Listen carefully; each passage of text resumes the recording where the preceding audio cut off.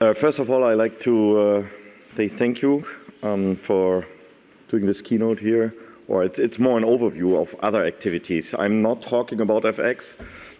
You are much more aware of the details. Don't expect that detailed knowledge from me. But I thought, why not give you a short update on what else is happening in the world of OPC, UA, and where are we growing right now. Very short, even the situation in the business and the economy world is not that easy right now. We are still continuously growing. That's great. We crossed the 1,000 member line. That's also pretty impressive. We should celebrate that somehow, much better way.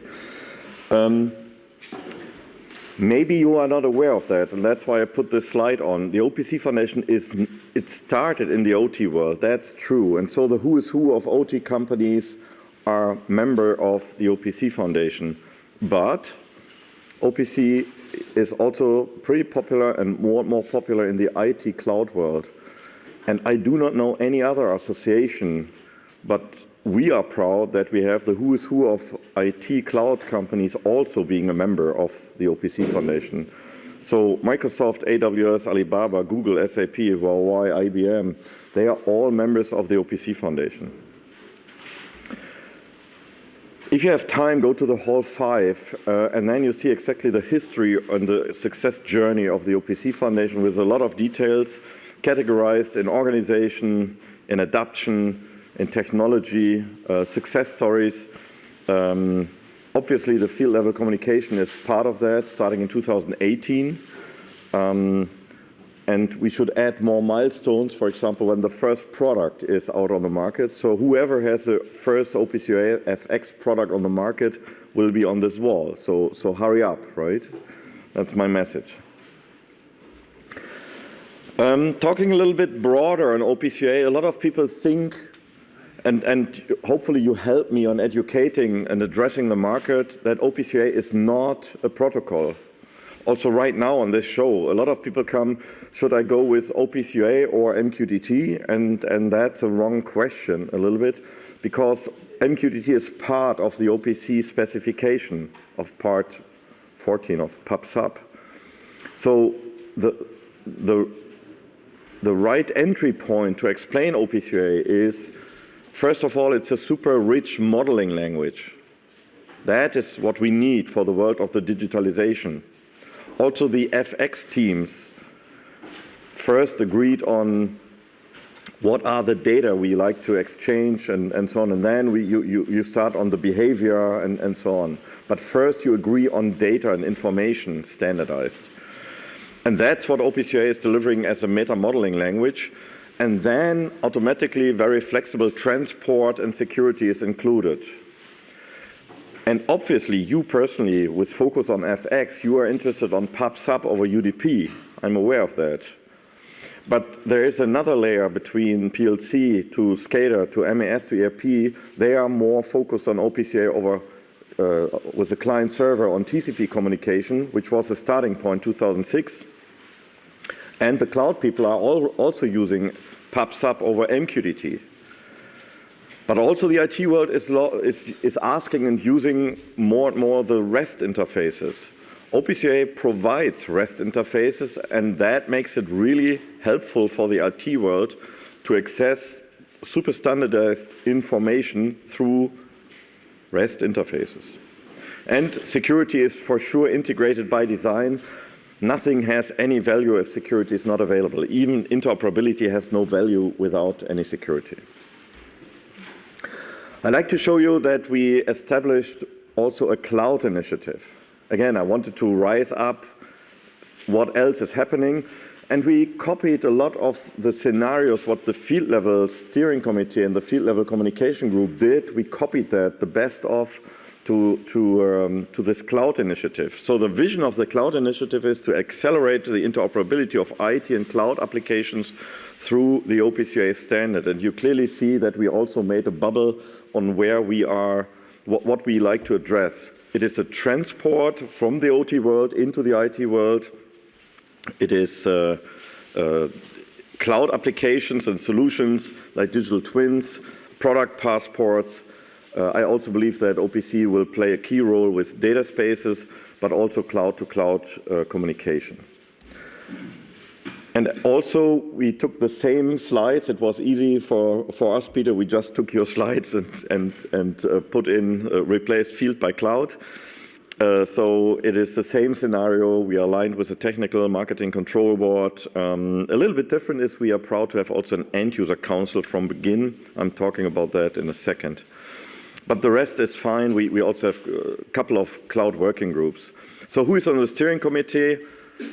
The who is who of the cloud suppliers are on the steering committee. They started the initiative. Because guess what? Remember in earlier years, 20 years ago, 30 years ago,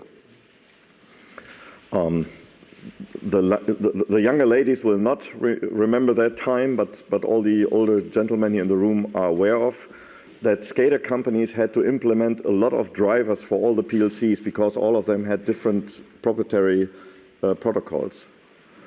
And that effort is quite high. Today, this is also for cloud suppliers the case, because just having MQTT is not enough, because MQTT doesn't provide any payload definition. So what OPC Foundation has done together in 2018, when we published OPC PubSub, that we are defining the payload of MQTT.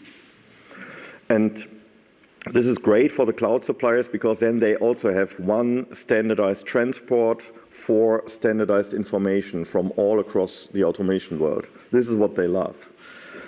And so we also added all the automation suppliers which are on the board of directors. So we have the cloud suppliers and the automation suppliers, and they need to align.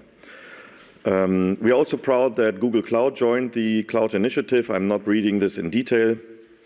But Praveen Rao is also here on the show, so maybe you meet him and you know how he's looking like. And he made a nice statement on the cloud initiative.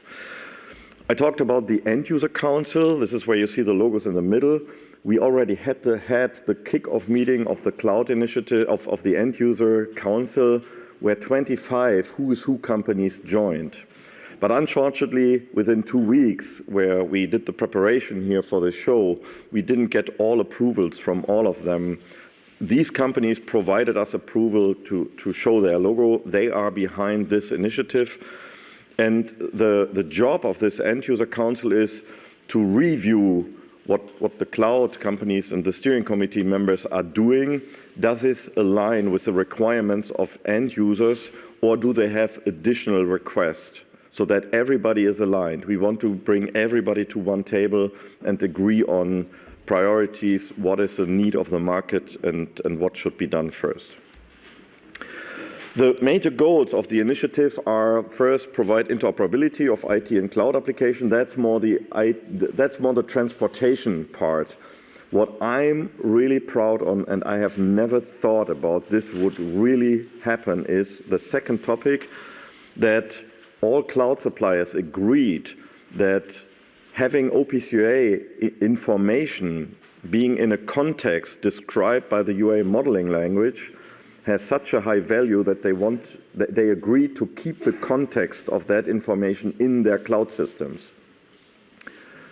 I'm translating a little bit this message. This means whatever information you have, which is described by OPCUA, also UAFX data, they are no longer destroyed by moving them into cloud systems because they store data in a flat list of information, whatever. They are keeping the context of information. If you want to retrieve them back out of the cloud, you still have the context. And this is a big hallelujah for all the end users, because then they can run artificial intelligence and optimize their plans. I'm not reading all the lines, but you see also that we have copied the idea of a protected identity, exactly what you, I assume, talk later on the UAFX protected identity. So we call it UACX for Cloud Exchange Protected Identity, and we are also working later on validation and certification programs. The second highlight, what I like to promote here, that you are really aware of, maybe you have read the newspaper, the magazine this morning, and this is also what I personally thought would never happen, and I was a little bit frustrated about this anyway, but but now it happened, and maybe the good part was I was not part of this deal. Maybe that's a success story of this part. All these associations agreed that OPCA is a powerful modeling language, and they are using OPCA. Do I have a? Oh no, they are agreed to use OPCA as a meta modeling language to describe the asset administration shell and the digital product passport. If people are in the room who are a little bit more familiar, there has been a long journey where they worked in more parallel worlds and then tried to map data from the left to the right world, which I also always found a little bit inefficient. And so I'm glad that mostly Erich Barnstedt from Microsoft, I like to name him here, also together with Thomas Hahn from Siemens, made strong efforts to align everybody here and to say, let's combine the best of the technology together and create something new. And so OPCA is a meta-modeling language. The IDTA and the asset administration shell are providing the semantic of this. That's great. And the transport will be, for the IT world, REST API or what you call Open API.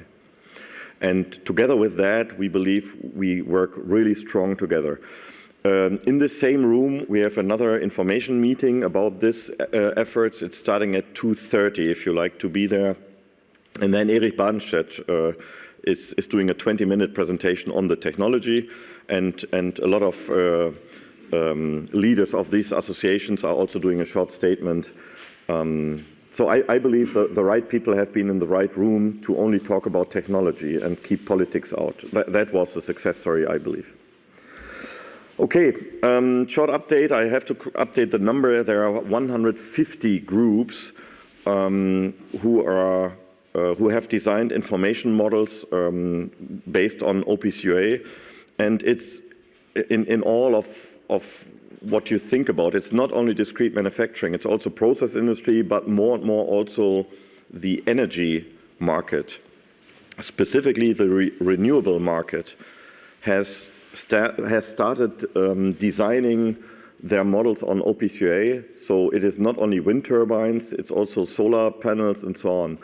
I had the pleasure to to travel to Norway, to a city where I can't pronounce the name, but it's the world's first city where they are pumping CO2 back to the earth. And I thought that's something specific for Norway, but what I learned is that about 25 countries around the world are trying to do this, and they're doing research on how to do it and what works best, because it's not easy. It's a high complex process. You are collecting CO2 with machines out of the atmosphere, then you compress it, you cool it down, and then it becomes liquid. And this is what you put into ships, and then you transport that to Norway, and then they have intermediate buffers to buffer the load from the ship and pump it into Earth, and it doesn't have to be too quick and not too slow, and so on and so on. But the Norway people have been the first running this, and they are pumping this down to the Earth. And everything of this plant has been modeled with OPCA. And the big companies behind, Equinor, Microsoft, and others, spent quite effort, and they're super happy, and it works pretty well. But OPCA is also growing out of the core industrial automation space into vending machines. If you go here on the show or through the city in Nuremberg or wherever you travel, you see a lot of vending machines, snack machines, coffee machines. And this European association decided and their members to put OPCA inside, because inside the machine they have components from different suppliers, and they need also standardized connectivity to the cloud. So you see OPCA is growing a lot, and that's obviously what we like. A few last hints. We started a series on the Cyber Resilience Act, which is affecting everybody from you here in the room. We had this as a face-to-face meeting in Nuremberg, but because of flooding and so on, it was limited participation. But we are meanwhile also doing this as webinars. We have over 600, 700 people. We are always doing it that somebody is presenting a topic from the legal aspect or from the administration point of view, and then somebody from the industry. How does it affect from the industry point of view? For example, we had also Kai Wollenweber from Siemens, over 800 registrations, And the next ones are on the December 3rd and December 10th about the CVE, first from the German BSI, but after that also from a practical point of view from Dr. Thomas Pröll from Siemens here. All the recordings are available online and the slides are available. So if you're interested on that, please connect to that pages. We published 3 press releases here for this show. You can also take a QR code and see them. They are also live on the OPC Foundation web. It's exactly about the cloud initiative and Google Cloud joint and what are the goals and the end user statements.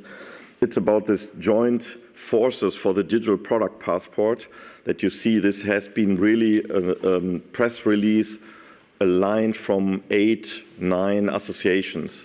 It is not from the OPC Foundation. It is done by everybody, and everybody's providing a statement. And then obviously Peter Lutz and his team provided a press release about the certification process and the availability, and that the lab is ready to accept your registrations.